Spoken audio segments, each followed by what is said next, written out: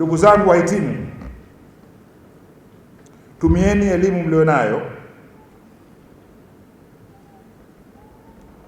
na vipaji vyenu mlivyojaliwa na Mwenyezi Mungu kufanya kazi kwa bidii, juhudi, uadilifu na uaminifu mkubwa. Kwa sababu kazi yenu na uaminifu, ukikosea kidogo tu katika kwenda kuzungumza huko nje, ama ukikosea kidogo kuengage watu, neno lako moja linaweza kuleta tafsiri mbalimbali na tafsiri pana, huku mkiweka mbele uzalendo na maslahi ya taifa lenu.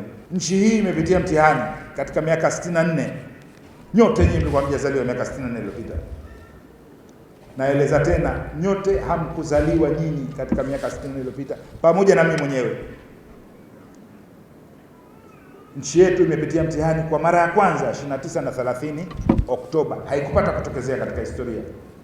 Nyinyi mtakuwa sehemu ya historia ile kwa watoto wenu, kwa sababu imetokezea wakati nyinyi mpo pia. Mkitaka msitake, na hamwezi kuifuta hiyo. Mmeingia kwamba kwa social media, akili yako kwa social media inaweza ikatekwa, ikaondoshwa kwenye brain yako, mtu akaiweka mkononi akaichezea anavyotaka. Ukiitumia vizuri ile AI inafanya vizuri kwenye matibabu, inafanya vizuri kwenye uchumi, lakini hiyo AI ukitumia vibaya inaunguza nchi nzima, na inaweza kuwateketeza vibaya sana ukitumia vibaya.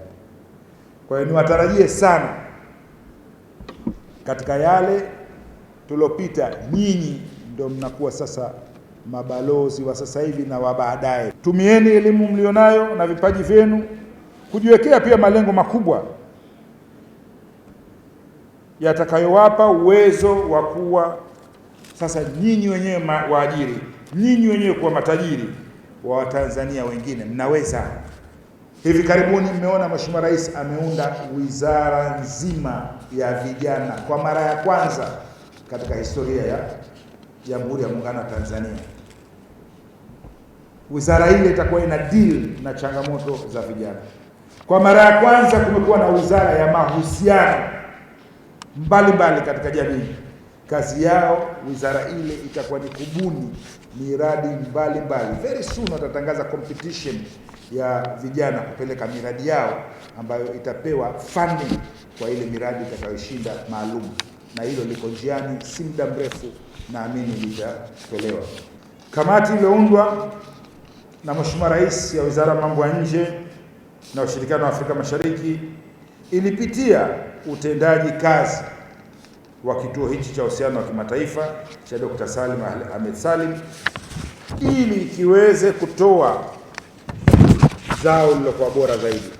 Mapendekezo hayo pia yalipelekea kwa kuanzishwa sheria ya kituo na kuandaa miongozo mbalimbali ikiwemo mwongozo wa muundo na uendeshaji. Aidha, baada ya hapo iliundwa kamati ndogo na Mheshimiwa Waziri, nayo ikafanya kazi na kuwasilisha ripoti yake ambayo naamini inaendelea kufanywa kazi. Tumieni pia fursa hii, ndugu zangu walimu na wasimamizi wa hichi chuo, kuboresha programu zenu ili kukidhi mahitaji ya sekta ya umma na sekta binafsi. Someni soko la ajira linataka nini, sio nyinyi muunde alafu muaprovide. Someni wao demand inataka nini, global trend inataka nini, social media hii inataka nini, hii AI inataka nini, hawa wanaochoma nchi yao wenyewe wakaunguza wanataka nini. Ni muhimu sana hivi. I've been always saying this, tuwasikilize. Pengine kuna kitu somewhere kimejificha, na ndio maana Mheshimiwa Rais wakati anazindua ile inquiry commission katika hotuba yake, mkisikiliza sasa, kawasikilizeni nini hasa, kwa sababu hakuamini kile kilichotokezea. Sisi sote hatukuamini, na huko dunia nzima tulikozunguka hawaamini. Katibu mkuu wa Umoja wa Mataifa Guterres alikuwa rais wa Ureno.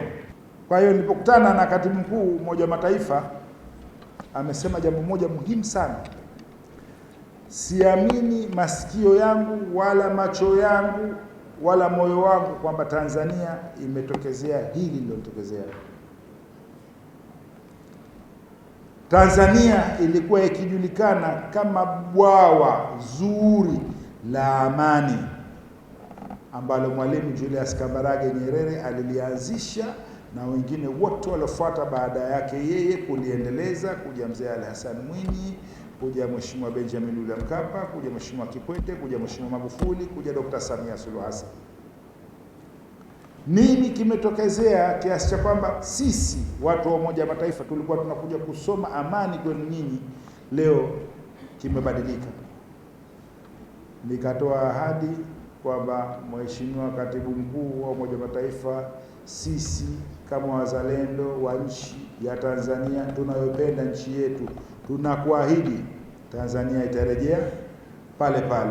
Ndio hivi leo tumerejea, mmependeza na rangi zenu mbalimbali. Hii ndio Tanzania tunayojua sisi na tunayotaka.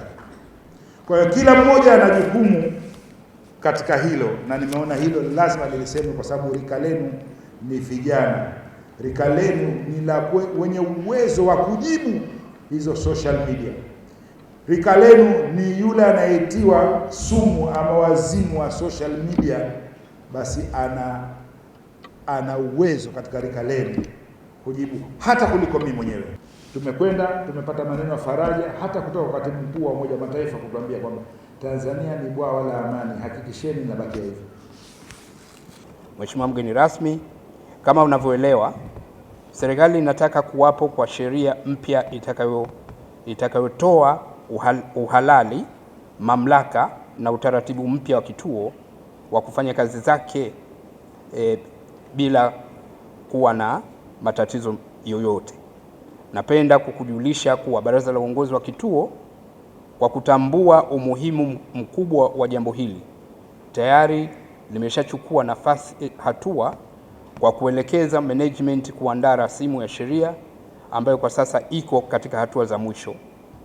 Ni matarajio yetu rasimu hiyo itawasilishwa wizarani hivi karibuni kwa hatua zaidi. Kupatikana kwa sheria mpya ya kituo kutajibu hoja ya muda mrefu ya umiliki wa kituo na kukipa hadhi kuwa cha rejea za fikra, yani think tank.